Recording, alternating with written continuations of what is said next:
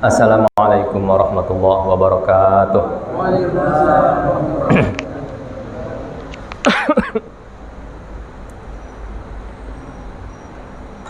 Alhamdulillah, wassalatu wassalamu ala rasulillah Sayyidina Muhammad ibn Abdullah wa ala alihi wa sahbihi wa man wala.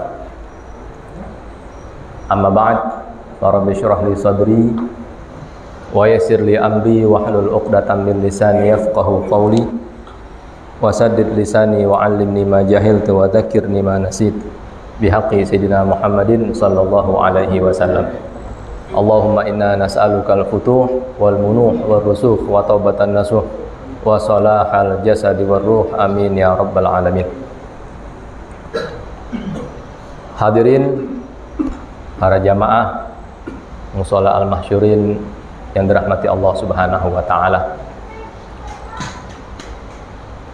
Kita ucapkan kalimat alhamdulillah sebagai ungkapan rasa syukur kita, terima kasih kita kepada Allah Subhanahu wa taala yang pada malam hari ini masih memberikan kita nikmat berupa kesehatan, taufik hidayah, sehingga kita dapat kumpul di mushola yang insya Allah diberkahi oleh Allah Subhanahu wa ta'ala. Tak lupa sholawat beserta salam semoga Allah Subhanahu wa ta'ala limpahkan kepada baginda Nabi Muhammad sallallahu alaihi wasallam, yang dengan salawat tersebut kita berharap mudah-mudahan kelak kita mendapatkan syafaat dari beliau, amin ya rabbal alamin. Para hadirin, yang pertama ingin saya ungkapkan adalah rasa gembira, senang, girang ketika berada di majelis yang seperti ini. Karena majelis seperti ini adalah majelis kemuliaan, majelis keberuntungan yang sepatutnya kita pun yang hadir di dalamnya bergembira ketika menghadirinya. Dan ketika kita bergembira dan kita syukuri, terima kasih kepada Allah Subhanahu wa ta'ala, secara otomatis dan pasti Allah akan tambahkan nikmatnya sama kita. Yang penting ada rasa syukur dulu di hati kita, berada di tempat yang seperti ini. Kenapa saya katakan seperti itu? Karena sadar maupun tidak, kita ini sudah berada di akhir zaman. Ya. Dari dulu Sayyidil Walid Al-Habib Abdurrahman bin Ahmad bin Abdul Qadir As-Segaf udah wanti-wanti, udah ngasih tahu bahwa kita ini sudah di akhir zaman. Bahkan Al-Ustadz Al-Habib Alwi As-Segaf bilang juga kepada para jamaahnya bahwa kita ini sudah berada di gerbong terakhir, yang setelah gerbong ini nggak ada lagi gerbong.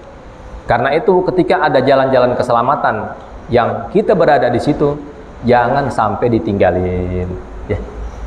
Dan supaya kita bisa bersyukur kepada Allah Subhanahu wa ta'ala, kita harus kenalin apa aja kemuliaan yang kita dapat ketika kita berada di sebuah majelis yang beruntung yang seperti ini. Kan kita kalau nggak kenal sesuatu kan kita nggak ada terima kasihnya. Orang ngasih batu sama kita, dikira sih batu biasa aja, nggak taunya bacan. Bacan katanya batu mahal, katanya ya kan, kita nggak tahu. Aneh nggak tahu batu juga, cuman kata orang begitu. Kalau kita nggak tahu barang, nggak tahu kemuliaan sesuatu, kita buang-buang aja. Mungkin kita taruh sembarangan aja, apa di WC, apa di mana, ujung-ujungnya hilang. Kalau udah hilang kita nggak berasa rugi, nggak berasa gimana-gimana. Namanya barang kita nggak tahu nilainya. Nah, tapi kalau kita tahu nilai sesuatu, insya Allah ketika kita memilikinya, kita bersyukur kepada Allah Subhanahu wa ta'ala. Dan ketika kita bersyukur, secara otomatis pasti insya Allah Allah akan tambahkan nikmat tersebut pada diri kita. Ya, itu yang perlu kita ingat. Yang pertama ingin saya sampaikan bahwa keberadaan kita di majelis yang seperti ini, ya, adalah sebagai penggugur dari dosa yang kita lakukan selama ini. Dari bangun tidur sampai sekarang, berapa banyak dosa yang kita kerjain? Pasti banyak. Ya, pasti nggak kehitung. Terus kalau kita hitung berapa banyak kita istighfar kepada Allah Subhanahu wa taala, ya hitung dewek dah, hitung sendiri gitu kan. Berapa banyak istighfar yang kita lakukan? Ya dikit banget. Akan tetapi ya, kehadiran kita di majelis seperti ini adalah cara untuk kita melebur dosa-dosa kita. Bahkan bukan cuma dilebur dosa kita, akan ditambahkan bonus oleh Allah Subhanahu wa taala. Mana buktinya? Buktinya ya mohon maaf ya, ana agak batuk dikit. Entah kenapa, apa karena debu bagaimana nggak tahu. Tadi biasanya masuk musola nggak ada apa-apa. Dari rumah pun biasa-biasa aja. Nggak apa-apa, kita lanjutin dikit. Ada sebuah hadis, ya, ini perlu kita ingat supaya kita betul-betul sadar tentang kemuliaan yang kita milikin dan jangan sampai hilang nih kemuliaan.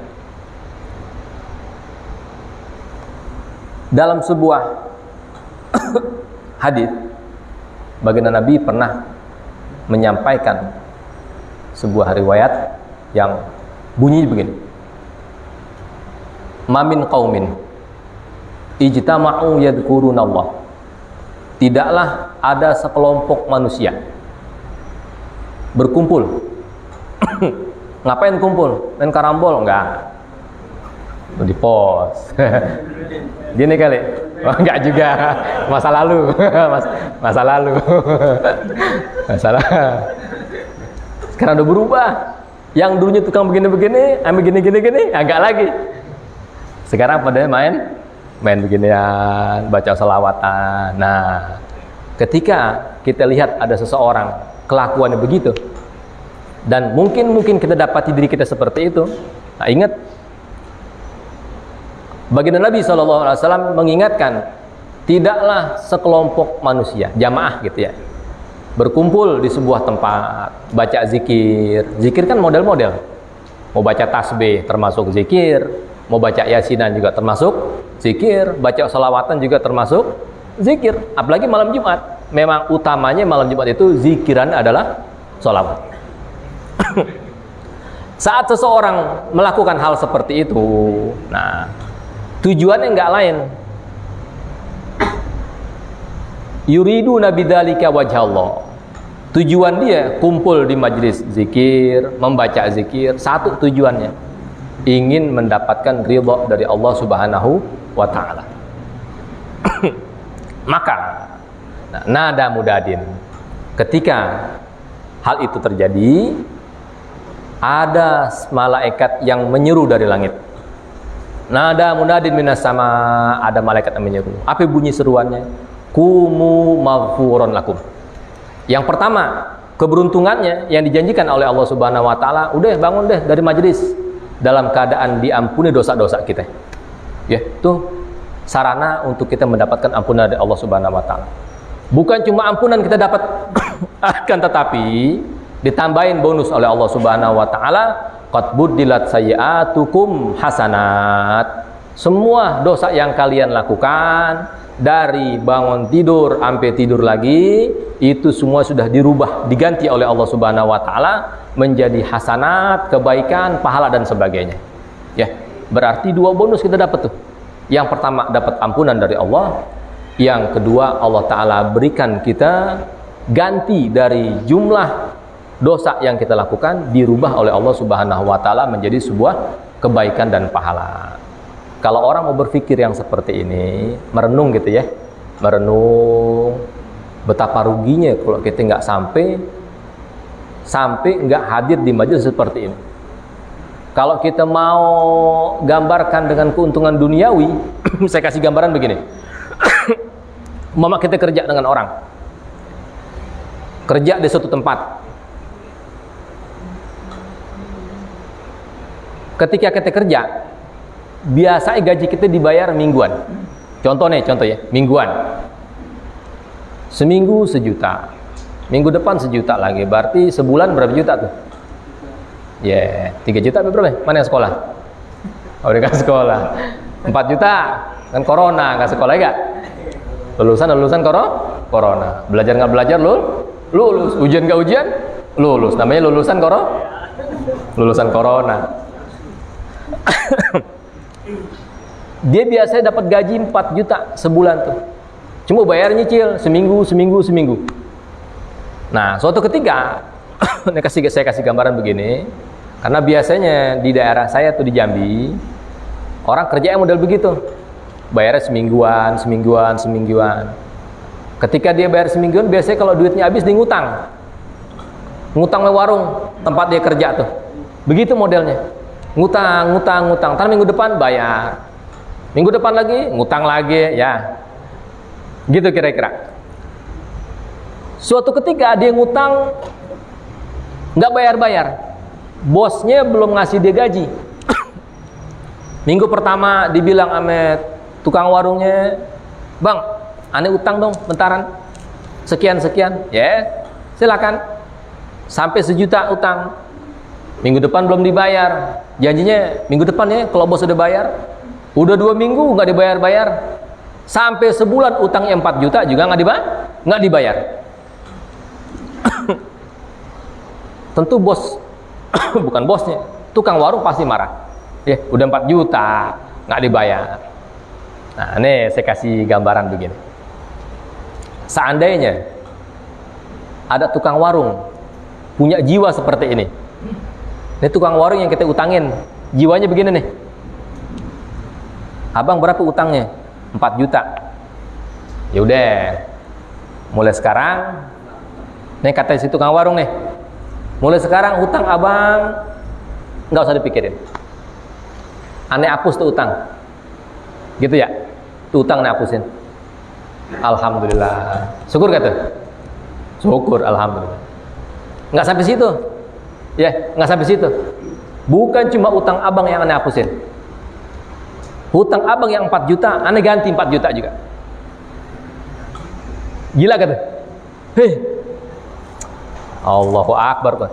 Nah, itulah Allah Subhanahu wa taala. Ya. Allah Ta'ala bukan cuma menghapus dosa seseorang ketika dia hadir di sebuah majelis yang mulia yang seperti ini, majelis ilmu, majelis zikir. Bukan cuma dihapus dosanya, tetapi juga diganti dosa tersebut dengan pahala berdasarkan hadis yang tadi, qad buddilat sayyi'atukum hasanat. Dibalik, dirubah, diganti oleh Allah Subhanahu wa taala. Sayyi'at, dosa, sayyi'at, kesalahan, ya. Semua hal-hal negatif yang ada di kita tuh, dosa kita diganti oleh Allah Subhanahu wa taala menjadi kebaikan. Nah, karena itu kita syukur sama Allah Subhanahu wa taala. Syukur kita jangan cuma nikmat sehat doang. Ya, Allah kasih nikmat sehat, syukur alhamdulillah. Ya bagus.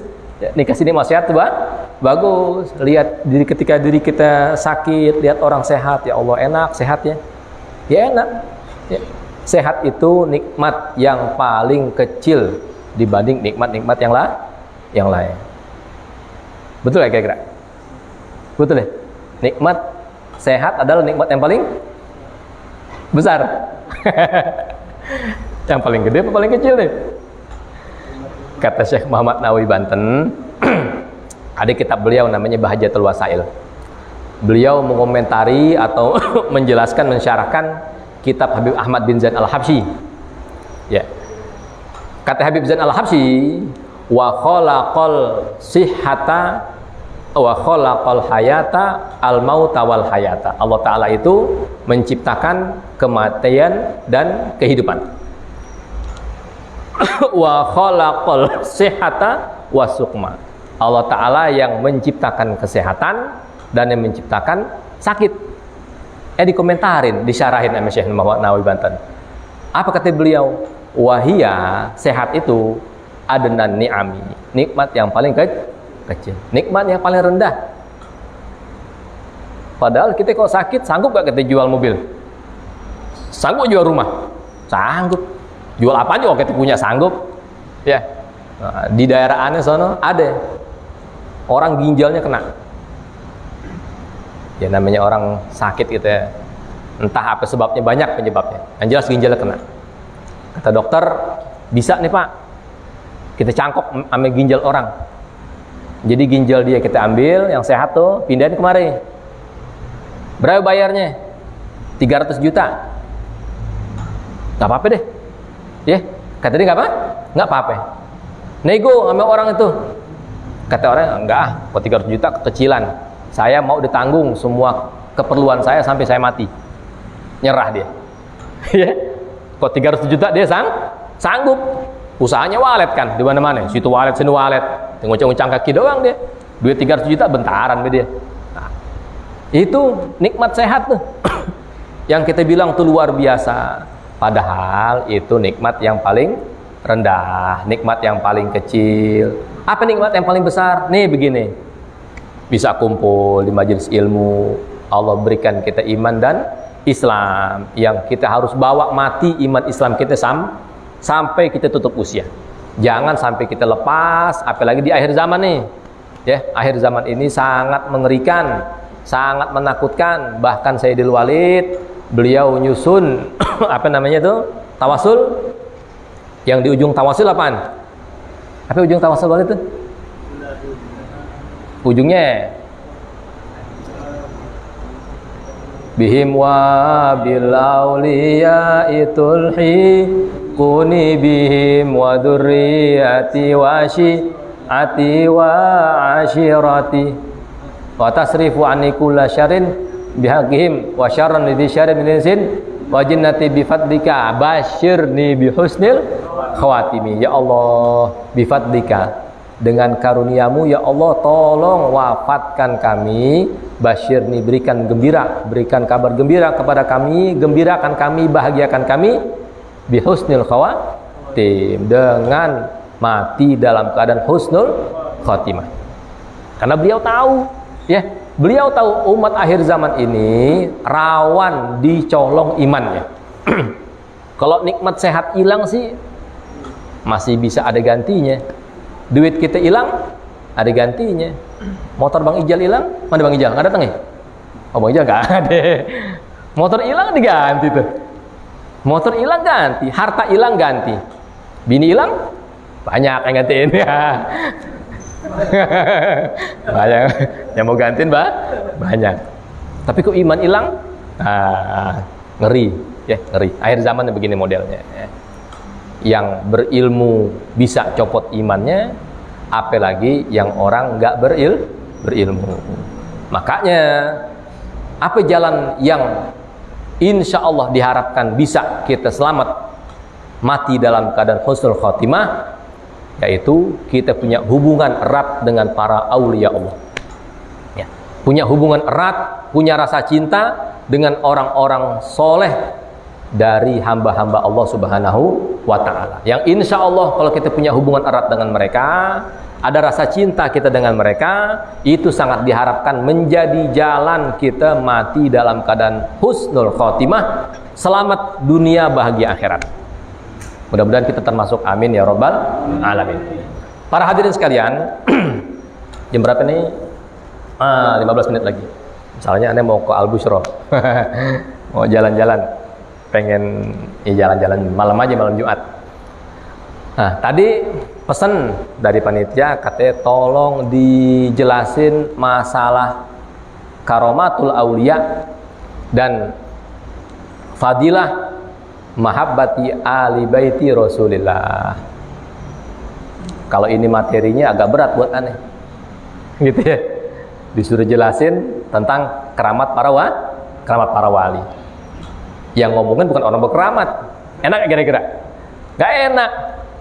Kalau kita orang berkeramat ngomongin keramat juga enak. Kalau kita bukan orang berkeramat ngomongin keramat, ya anyep juga. Gak enak. Nah, membicarakan tentang mahabbah kepada alu baiti Rasulillah, saya merasa juga gak gitu-gitu amat gitu kan. Tapi itu harus kita yakini. Yang pertama, minimal kita meyakini adanya keramat para wali. Tuh garis bawahin tuh, ya. Kita meyakini adanya keramat para wali. Dan juga kita harus meyakini bahwa mencintai keluarga Rasulullah Shallallahu Alaihi Wasallam, baik yang orang alimnya ataupun orang yang aur-auran, ya, begajulan, yang berantakan, itu hukumnya wajib. Jadi nggak pakai tawar-menawar. Minimal kita tahu dulu. Kalau kita belum bisa beramal dengan apa yang kita tahu, kita tinggal minta kepada Allah Subhanahu wa taala. Apa mintanya? Ya Allah, berikan hamba taufik agar hamba dapat melaksanakan perintah-perintahmu dan dapat menjauhi larangan-laranganmu sehingga hamba mendapatkan ridha-Mu. Nah, itu doanya seperti itu. Kalau kita nggak bisa pakai bahasa Arab. Kalau kita bahasa Arab bisa. Allahumma wafiqna lima tuhibbuhu wa tarda, afina min bala'ik wa altufina macam-macam. Ya, kalau kita bisa bahasa Arab, doa pakai bahasa Arab bagus. Nah, ada 2 poin aja deh yang Anda mau sampaikan masalah keramat para wali. Dan juga tentang hubbu ahli baiti Rasulillah. Ya. Tadi Anda bilang bahwa keramat para wali itu pasti ada. Kenapa dibilang ada? Karena di Al-Quran memang disebutin, ya. Rasanya kisahnya udah sering kita dengar. Pernah nggak dengar kisah Ibunda Maryam yang dapat makanan sementara rumahnya dikunci sekian lapis, nggak pernah ketemu manusia, tapi makanan ada terus. Buah-buahan musim dingin ada di musim panas, buah-buahan musim panas ada di musim dingin. Yang nganterin nggak ada, sampai Nabi Allah Zakaria nanya kepada beliau, anna laki hada, ini dari mana nih buah-buahan? Apa katanya? Min indillah, dari Allah, dari Allah. Itu satu. Yang kedua, banyak lagi kisah-kisah para aulia Allah, keramat para wali. Kisah tentang umat Nabi Allah Sulaiman alaihissalam yang diminta oleh beliau untuk mendatangkan arsy atau singgah sananya Ratu Balqis. Ratu Balqis singgah sana segede apa nih? Ada gak segede musola nih? Kalau segede musola dipindahin dari Palestina, dari Sabah, Yaman sampai Palestina, kira-kira makan waktu berapa banyak tuh?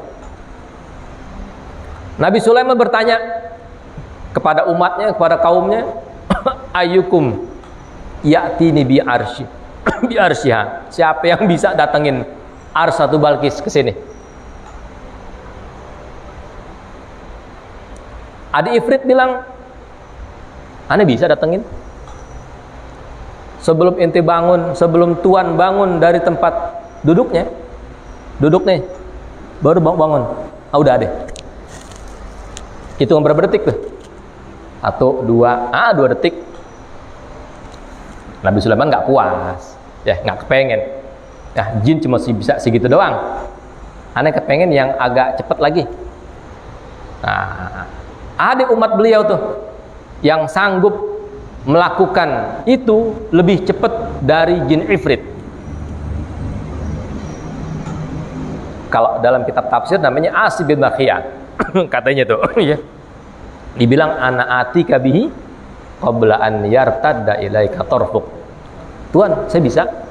Nah, berapa cepat? Sebelum kelopak mata Anda gini. Jadi baru begini udah ada. Sebelum kelopak mata kita berbalik, berarti nggak ada hitungan 0 sekian detik. Bisa nggak seperti itu tuh? Nah, itu namanya karomah kalau mudah begitu, ya. Nah, di zaman sekarang segala macam keajaiban jangan diartikan keramat.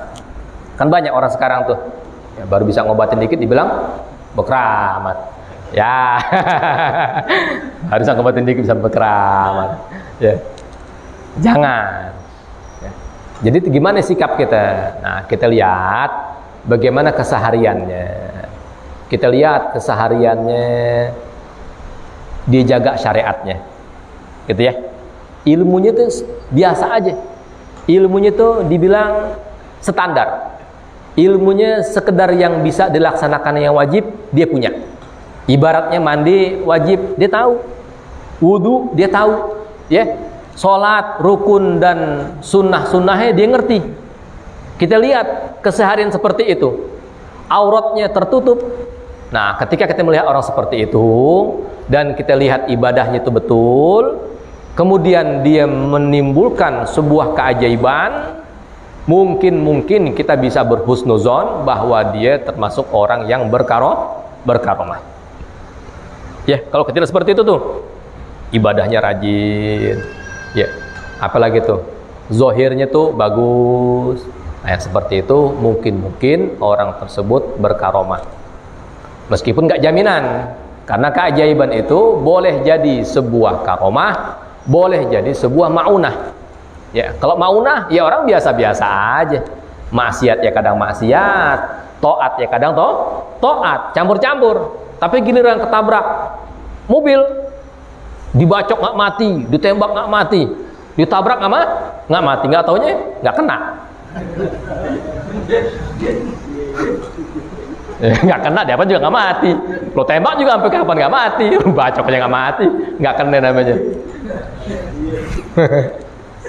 Umpama ada orang model begitu, jangan diartikan karomah. Nah, dia masih maksiat sehari-hari. Itu ada sih, ibaratnya itu ibadahnya ada, puasa sunnahnya ada, tapi kan pelanggaran masih ada kadang-kadang, gitu ya. Chatting-chattingan sama cewek masih aja gitu kan. Ya itu namanya orang yang campur baur. Tapi kadang-kadang ada kelebihannya Allah Ta'ala pelihara. Itu boleh jadi namanya maunah. Nah, itu sepintas tuh masalah karomah. Tapi kalau kita lihat ada orang betul-betul soleh, ilmunya luar biasa, ngajarnya memang dari pagi bangun tidur udah ngajar, subuh dia ngajar, kemudian dia cari rezeki yang halal, kemudian diisi ibadah hari-harinya itu dengan ibadah, boleh dia zikir, baca Quran, ngajar macam-macam. Kemudian saat ada suatu kejadian yang bikin orang terpukau, gila bisa begitu. Nah, itu boleh jadi karomah. Dan ketika kita menyaksikan orang seperti itu, jangan sampai kita lepasin. Gitu ya. Jangan sampai kita lepasin. Ada nggak zaman sekarang model begitu? Ada ya? Ada gak tuh? Wallahu a'lam. Kira-kira aneh pernah ngalamin gak ya?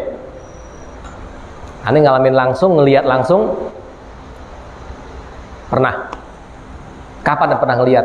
Ketika aneh sedang masih duduk bareng dengan Sayyidil Walid Al-Habib Abdurrahman bin Ahmad bin Abdul Qadir As-Segaf. Bener-bener aneh ngalamin. Apa karomatnya? Apa terbang? Jalan di air? Hilang? Bukan. Bukan ya. Salah satu jenis karomah yaitu firasah. Apa firasah tuh? Kalau kita orang sekarang kasap gitu kan. Nah, firasah. Karena Nabi bilang ittaqu firasatal mukmin. Takut kalian terhadap firasatnya orang mukmin. Orang mukmin itu orang beriman kepada Allah, yakin kepada Allah. Dengan yakinnya ini dia ibadah kepada Allah Subhanahu wa taala. Fa innahu yanzuru binurillah. Karena orang mukmin itu yang firasat tajam itu dia melihat dengan nur Allah taala. Wa yantiqu bi taufiqillah, dan dia kalau ngomong dengan taufik dari Allah Subhanahu wa taala. Jeblak aja, blok. Bener. Blok, kejadian. Emang orang soleh begitu. Nah, Sayyidil Walid pernah dulu ngomong. Jadi ceritanya, ya kita kan namanya kan dulu masih usia SMA. Ya nggak stabil kita kan istilahnya. Masih begini. Jadi Walid bilang begini. Waktu itu kondisinya lagi ngedrop. Bukan ngedrop kesehatan, ngedrop keimanan. Paham ya? Yang biasa ngedrop tahu lah. Yang biasa ngedrop paham. Nah, jadi Walid aneh ngomong, duduk baca rotib dengan beliau maghrib. Biasa posisi beliau kalau rotib tuh begini, capek begini dia begini. Ya udah CB, udah sepuh kan, udah usia 90 tahun. Jadi aneh ketemu beliau memang sudah di usia 90. Nah, dari aneh SMP kelas 2, kelas 3 atau itu kan udah mulai tuh. Nah, aliyah udah mulai nginep di rumah beliau, tinggal di rumah beliau. Inilah dia tuh. Anehnya ada panggil dia. Zulfikar, Isat, nah, idza aratta an yuslihaqallahu halak fa'aktsir min sholatil fatih. Kaget aneh, tahu beliau. Paham gak tuh? Wah, gak paham. Gak paham. Ngomong bahasa Arab, beliau ngomong bahasa Arab, ngomong. Gini maksudnya begini. Dipikir, kalau ente kepengen Allah perbaiki kondisi ente, yang tadinya maksiat jadi nggak maksiat, yang tadinya hati kotor pengen bersih, yang tadinya kita hancur jauh dari rahmat Allah Subhanahu wa taala, kepengen didekatkan dengan rahmat Allah Subhanahu wa taala, yang kalau kondisi ente buruk ingin menjadi baik, kalau kondisi ente hancur ingin menjadi bagus, nah fa'aktsir min sholatil fatih, banyakin baca sholawat fatih. Itu memang bener-bener nyaksiin langsung begitu modelnya, gitu ya. Itu jenis karomah tuh. Kan kita lihat, emang saya di luar kerjanya apaan? Dari pagi bangun tidur tahajud. Kalau dia nggak dibangunin tahajud, marah dia, muridnya. Kenapa nggak bangunin aneh? Nggak pernah tinggal tuh tahajud meskipun pinggangnya patah. Beliau punya istri 2. Kalau istri 2 tuh kewajibannya nambah, gitu ya. Wajib. Jadi istri 2 bukan enak-enakan. Orang punya bini banyak tuh kewajibannya nambah banyak. Nanti kalau nggak bisa melaksanakan kewajiban akan dituntut oleh Allah Subhanahu wa taala. Beliau Senin, Selasa, Rabu, Kamis di Bukit Duri. Kamis sore berangkat dulu, gitu ya. Berangkat ke Bogor, ngajar di sana. Ntar Senin balik lagi. Begitu terus. Akhirnya dalam perjalanan, karena usia seseorang ketika sudah sepuh, rapuh tulang itu, kena hentakan aja patah. Pinggangnya patah. Bayangin gimana tuh kalau orang udah sepuh pinggangnya patah. Krek. Bisa gak duduk? Wah, boro-boro duduk. Gini tidur. Sholat udah gak bisa. Tetap sholat. Dipaksa-paksain berdiri. Karena hukum berdiri ketika sholat hukumnya wajib, fardu, rukun tuh. Ya, rukun dalam sholat diantara adalah berdiri. Selagi masih bisa diri, wajib berdiri. Selagi masih bisa pakai tongkat, wajib pakai tongkat. Nah, itu yang aneh bingung. Kok dia tahu kondisi kita lagi ngedrop, kok dia tahu? Padahal dia nggak ngeliat, gitu kan? Nah, hal tersebut muncul dari orang yang kita lihat kesehariannya ibadah tahajud, pagi ngajar, siang di ibadah, malam di ibadah, seluruh waktu digunakan untuk ibadah. Ilmunya sangat diakui oleh para ulama. Bahkan beliau adalah guru dari banyak kiai-kiai besar yang ada di Jakarta. Itu baru namanya karomah. Kalau kita punya orang yang seperti itu, kenal orang seperti itu, jangan pernah ditinggalin. Deketin, pepet, biar bagaimana, biar ente dimaki, caci maki, dimarahin, dicemoohkan, diinjek-injek, jangan pernah lepas. Itu intinya tuh. Ya, karena orang seperti itu nggak mungkin punya kebencian sama kita. Nggak ada orang jadi wali Allah kalau hatinya masih benci dengan umat Nabi. Nggak ada. Hati aulia Allah itu lembut, sayang, meskipun lisannya tajam. Tuh Habib Muhammad bin Husin, nggak kenal antum ya? Nah, orang mana? Orang Polpo. Dulu galaknya setengah mati. Takut kita. Ya. Tapi Sayyidil Walid ketika beliau lagi sakit, dikunjungin sampai orang heran. Habib Muhammad bin Husin ini dikunjungin sama gurunya berkunjung kepada muridnya lagi sakit. Nah, ya, terus pintas masalah karomah. Jadi yang Anda mau pesanin, kalau nanti antum kalian ya kenal dengan orang seperti ini, kita lihat ilmunya memang luar biasa, ibadahnya memang kita lihat, kesehariannya memang sesuai dengan jalur agama syar'i gitu kan, kesehariannya syariatnya jalan, kemudian timbul karomah media. Nah, pegang itu orang, jangan kita lepas, biar kita diinjek, biar kita ditendang, biar kita dikatain, biar dicaci maki, pegang itu orang. Insya Allah akan jadi selamat buat kita ya.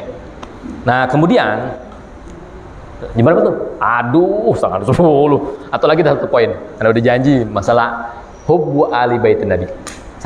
Satu hadis saja. Jadi ada sebuah hadis. Ini tercatat dalam kitab Tafsirul Qurtubi. Sebenarnya Anda prihatin lihat kondisi orang caci maki Habib. Gitu ya. Caci maki habaib. Terus apa lagi? Difitnah yang keji. Anda ingat sebuah hadis bunyi begini. Dulu emang hadis tuh sering diperdengarkan, tapi kita nggak tahu sumbernya. Nah sekarang kan internet udah maju, gampang kita cari satu lafaz, ketemu tuh lafaz. Di kitab ini ada, di sini ada. Sekarang apalagi ada Maktabah Syamilah kan? Maktabah Syamilah perpustakaan yang digital. Ribuan kitab ada di situ. Kita mau cari referensi apa aja ada. Nah di situ bunyi hadis begini. Hurrimatil jannatu ala man zalama ahla baiti wa adhani fi itrati. Surga diharamkan bagi orang yang menzolimi ahli baitku, keluargaku. Sayyidah Fatimah, Sayyidina Ali dan keturunannya Sayyidina Hasan Hussein, keturunan itu namanya ahlul bait. Orang yang menzolimi mereka, menurut keterangan hadis ini, hurrimatil jannah, diharamkan masuk surga. Ngeri ya? Ngeri. Ya, kita masuk surga aja belum tentu, gitu gak?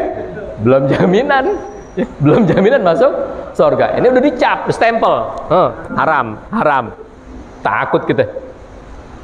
Hurrimatil jannatu ala man zalama ahla baiti. Haram surga bagi orang yang menzolimi keturunanku, ahli baitku. Wa adhani fi itrati, dan menyakitiku. Kan Nabi udah nggak ada, gimana kita bisa menyakiti Nabi? Fi itrati, melalui keturunan. Ya, jadi nyambung, terhubung, terkoneksi tuh. Kita bahagiain ahlul bait, yang gembira datuknya, kakeknya. Kita nyakitin ahlul bait, yang sakit kakeknya, nyambung deh. Meskipun beliau sudah meninggal 1400 tahun yang lalu, tetap terhubung gitu, terhubung. Nggak bisa dipungkirin. Ya, nggak bisa dipungkirin. Berapa banyak para aulia Allah yang bersedekah dengan orang fakir miskin yang kebetulan dia adalah syarifah, janda, punya anak 4, disedekahin hartanya. Malamnya mimpi dapat kabar gembira dari baginda Nabi Shallallahu Alaihi Wasallam. Itu diantara buktinya. Nah kelanjutannya, itu ancaman tuh bagi orang yang berani-berani menyakiti ahlul bait, apalagi menzolimi mereka. Sebab yang akan terzolimi adalah datuknya Rasulullah SAW, yang akan tersakiti adalah kakeknya, njitnya, yaitu Rasulullah SAW. Atau hati-hati, ya. Nah kelanjutannya, wa manistana'a soni'atan, seseorang yang sanggup berbuat kebaikan ila ahadin min waladi Abdul Muttalib. Ada orang bisa berbuat kebaikan kepada keluarga Abdul Muttalib, termasuk anak cucu Rasulullah SAW. Keluarga mereka tuh nyambung tuh, ya. Dia berbuat kebaikan, ada perlu bantuan sedikit, minjem duit segini, nggak diganti, gitu gak? Perlu bantuan ini kita kasih, ntar dia nggak bisa ganti kebaikan sama kita. Nah, saat kita berbuat kebaikan dengan salah seorang cucu baginda Nabi SAW, Habib, atau mungkin yang masih ada hubungan dengan darah Sayyidina Abdul Muttalib, maka orang tersebut yang nggak bisa membalas kebaikan kita yang berbuat baik, kata baginda Nabi, fa'ana ujazihi alaiha ghadan idza laqiyani yaumal qiyamah.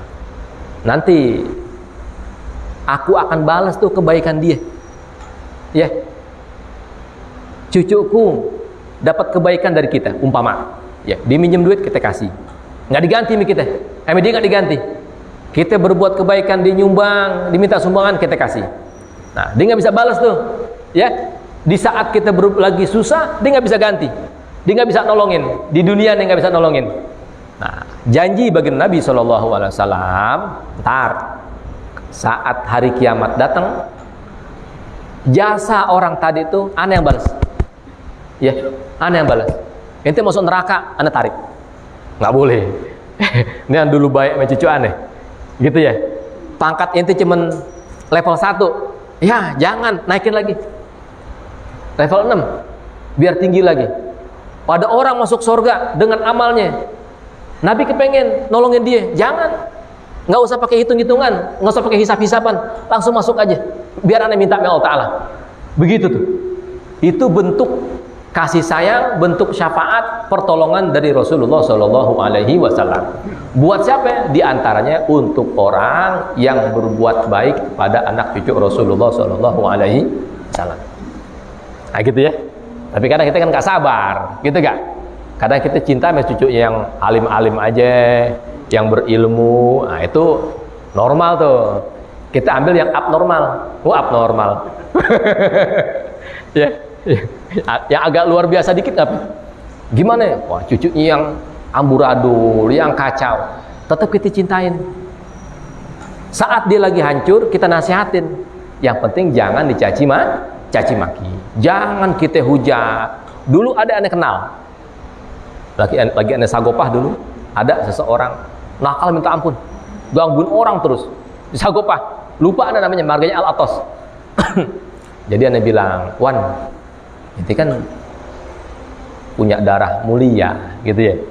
Inti kan nyambung sama baginda Nabi gini aneh darahnya. Nggak pantas tuan begitu, gitu kan.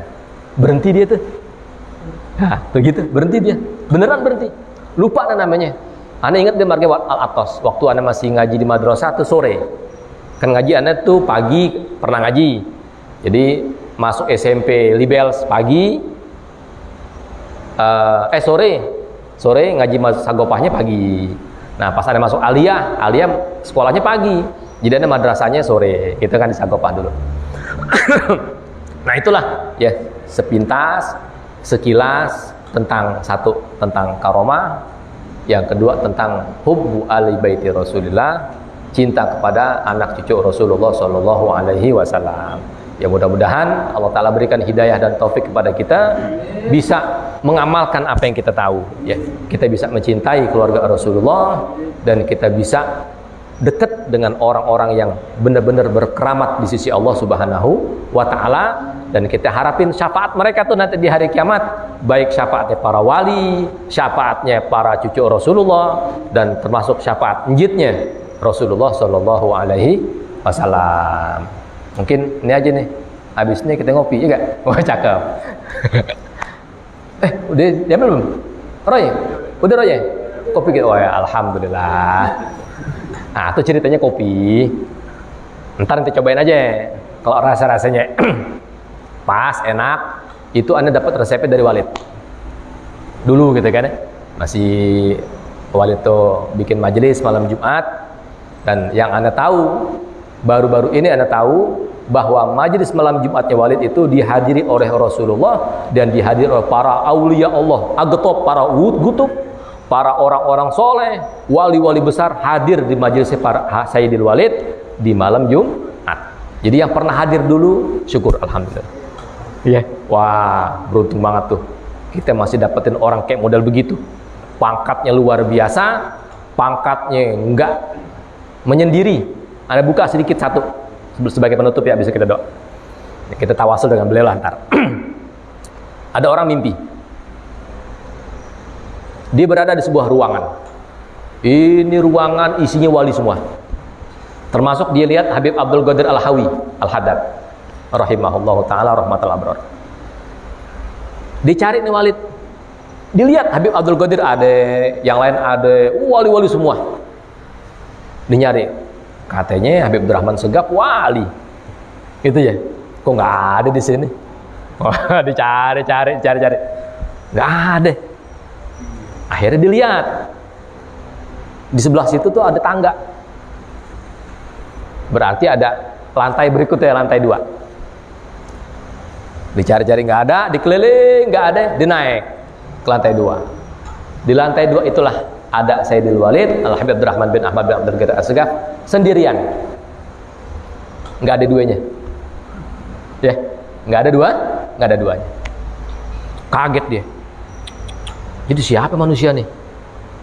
Ternyata beliau adalah Gutbul Aulia min Aqtabil Aulia, termasuk wali gutub yang pangkatnya nggak ada banyak orang yang bisa mencapai tahap seperti beliau. Dari mana taunya? Dari buku diari beliau. Anda juga tahunya dari buku diari beliau. Kan beliau nulis buku sehari-harinya tuh, ya. Dinulis pengalamannya tanggal sekian, tahun sekian, aku berjumpa dengan Syekh Abdul Qadir Jailani, dan beliau berpesan cari selendang hijau, cari jubah putih dan imamah putih. Karena sebentar lagi engkau akan dilantik menjadi seorang wali kutub. Dalam buku catatan beliau. Dan alhamdulillah Anda punya tuh, dikasih sama anak beliau Ustaz Bakar. Anda minta, Ustaz, boleh gak Anda fotokopi buku Walid yang itu? Gak usah. Anda kira gak usah, gak dikasih. Gak usah ente fotokopi, Anda kasih aja. Gitu katanya. Alhamdulillah. Bekah.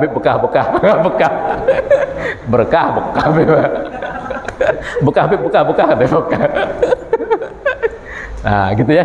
Jadi kita baca Fatihah, kita niatin, mudah-mudahan kita nih yang hadir di sini, keluarga kita juga, dan orang-orang yang ada di lingkungan kita, mudah-mudahan semuanya Allah berikan hidayah taufik, ya, mudah-mudahan Allah Ta'ala kumpulkan kita bersama mereka, mudah-mudahan kita di alam dunia bisa berjumpa dan berkumpul dengan mereka, sampai di alam akhirat pun kita akan berjumpa dan berkumpul dengan mereka juga, yang akhirnya kita berjumpa dan berkumpul dengan datuk mereka Rasulullah SAW. Al-Fatihah. Dan terakhir juga kita niatin, ya, kalau di antara kita ada yang sakit, dan juga guru kita Al-Ustadz Lutfi Romli, Ahmad Lutfi Romli itu sakit. Siapa lagi? Ya, Bang Thohir ya? Oh iya, Muhammad Thohir. Biang orang. Oh, biang katanya. Cilok. Nah, Cilok ada datang nih. Jahat Cilok, nggak boleh gitu loh. Nah, mudah-mudahan Allah angkat penyakitnya, Allah kasih kesabaran menghadapi penyakit, ya. Allah berikan pahala dari kesabarannya, yang pahala sabar adalah pahala yang tidak terbatas, tidak ada batasnya. Mudah-mudahan Allah Ta'ala angkat penyakitnya, Allah berikan kesabaran, dan Allah Ta'ala ganti dari kesabaran tersebut dengan pahala yang tidak terbatas. Ala hadhihi niyyah wa ala kulli niyatin shalihah wa ila hadratin Nabi Muhammadin sallallahu alaihi wasallam. Al-Fatihah. A'udzu billahi minasyaitonir rajim. Bismillahirrahmanirrahim. Alhamdulillahi rabbil alamin. Arrahmanir rahim. Maliki yaumiddin. Iyyaka na'budu wa iyyaka nasta'in. Ihdinas siratal mustaqim. Siratal ladzina an'amta 'alaihim ghairil maghdubi 'alaihim waladdallin. Amin. Bismillah walhamdulillah wa la ilaha illallah. Astaghfirullah wa sallallahu ala rasulillah. Bismillahirrahmanirrahim. Alhamdulillahi rabbil alamin. Allahumma salli wa sallim ala Sayyidina Muhammad wa ala ali Sayyidina Muhammad. Allahumma inna nas'aluka al-afwa wal afiyah wal mu'afata ad-daimah fid dini wad dunya wal akhirah. Rabbana ighfir lana wa liwalidina warhamhum kama rabbawna shighara waghfir lil muslimina wal muslimat wal mu'minina wal mu'minat birahmatika ya arhamar rahimin. Allahumma inna nas'aluka ridhaka wal jannah wa na'udzu bika min sakhatika wan nar. Allahumma hdina bihudak waj'alna mimman yusari'u fi ridhak wa la tuwallina waliyan siwak wa la taj'alna mimman khalafa amraka wa asak. Wa hasbunallah wa ni'mal wakil wa la hawla wa la quwwata illa billahil aliyyil azim. Allahumma la tada' lana dhanban illa ghafartah ولا هما إلا فرجته ولا مريضا إلا شفيته ولا حاجة من حوائج الدنيا والآخرة هي لك رضا ولنا فيها صلاة إلا قضيتها ويسرتها برحمتك يا أرحم الراحمين يا أرحم الراحمين يا أرحم الراحمين ربنا آتنا في الدنيا حسنة وفي الآخرة حسنة وقنا عذاب النار وصلى الله على سيدنا محمد وعلى آله وصحبه وسلم والحمد لله رب العالمين. Terima kasih, mohon maaf. Wassalamualaikum warahmatullahi wabarakatuh.